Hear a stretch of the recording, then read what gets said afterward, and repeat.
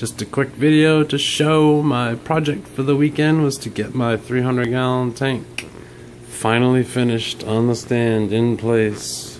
First sump refugium all plumbed up and good to go.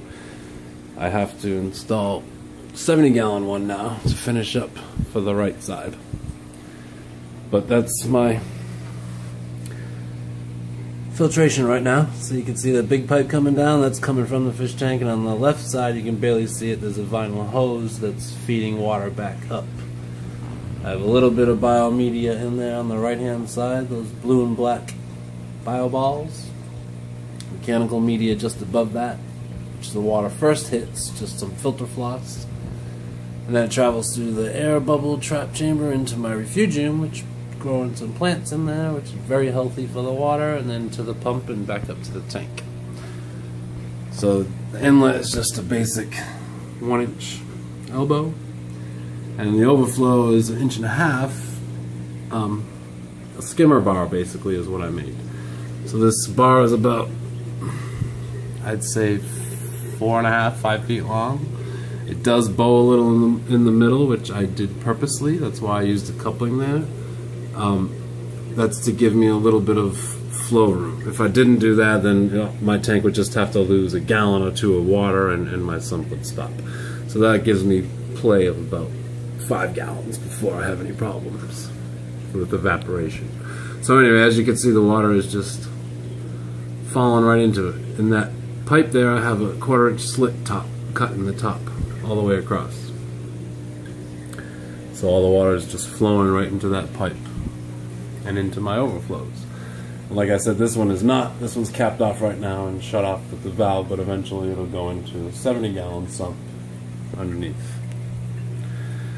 So the water is a little dusty right now, I like to call it, because they just ate. It's almost bedtime. But here's a quick view of the fishes.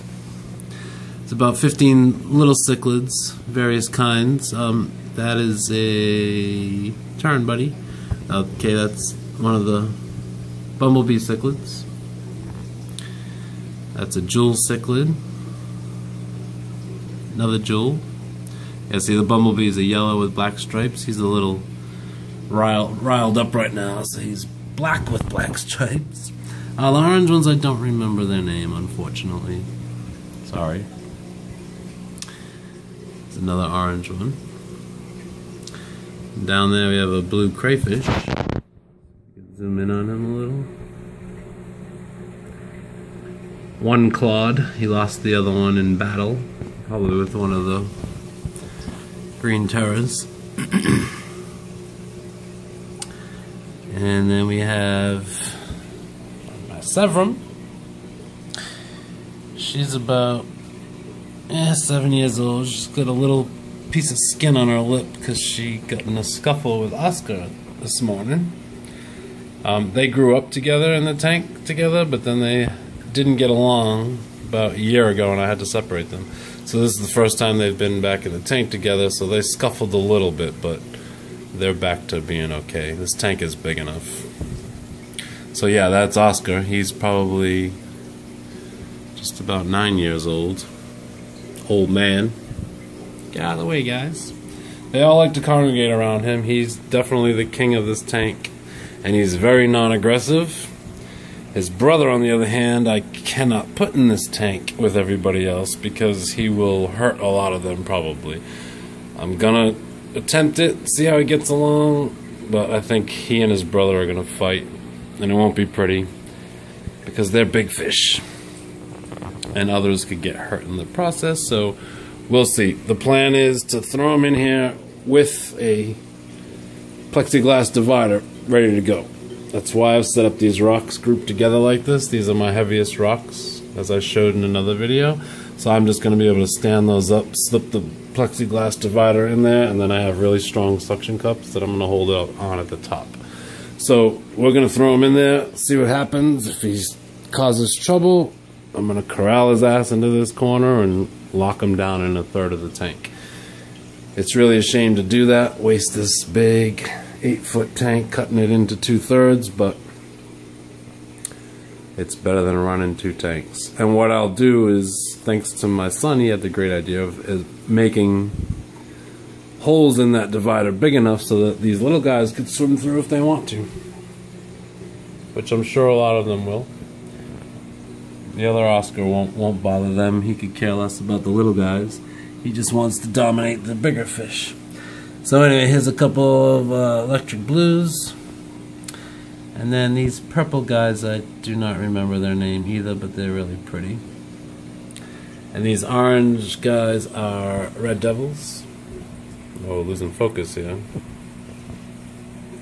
There we go. And here's one of my favorite fish. He's a Johanny. He's really cool. He kind of reminds me of a dolphin. He's pretty intelligent. He's a lot of fun. He knows who to mess with, who not to mess with. He kind of keeps peace in the tank even sometimes. Oscar's trying to get some camera time. So my boy's so old, one of his eyes collapsed a couple of years ago. He's not completely blind in that eye, but a little bit.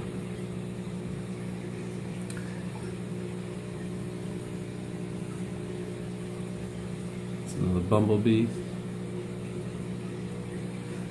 So that's the tank. Fun project. Took me a lot of sanding and a lot of polishing. I'm not sure I would do it again. But couldn't beat the price. Free. And polishing and sanding it, while it did take a lot of time, it didn't cost that much in the end, really. I had the tools already. All I really needed to do was buy the plastic polish, which I probably spent $40 on, and sandpaper, which wasn't even 20 bucks. That was it. A lot of time.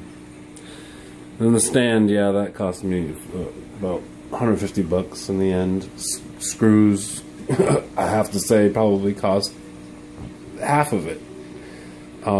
Because I don't use drywall screws or all-purpose screws. That's just insane. You're building something like this, use quality screws. I used number 14 steel screws, wood screws, 3-inch long. I won't get into the construction of the stand right now. It's all on other videos, but I notched out all my wood. It's all in. It's sitting on top of each other nice. Each one of these, a 4-foot tall 2x6 sandwiched together like this, can hold 3,000 pounds on its own. So I have doubled up all the front ones and the back corner ones, and then there's 3 more in the back. And my decking is well blocked and there's 3 more joists going along underneath the floor of the tank. So yeah, this stand is going nowhere. It could probably hold your car, if not more than that. But at the same time, this tank probably weighs about what our vehicles weigh. It's 300 gallons. Water is 8-point-something pounds per gallon. And I've probably easily got 150, 200 pounds of rock and wood in there. So, you do the math. It's a lot of weight. But it's beautiful. I love it.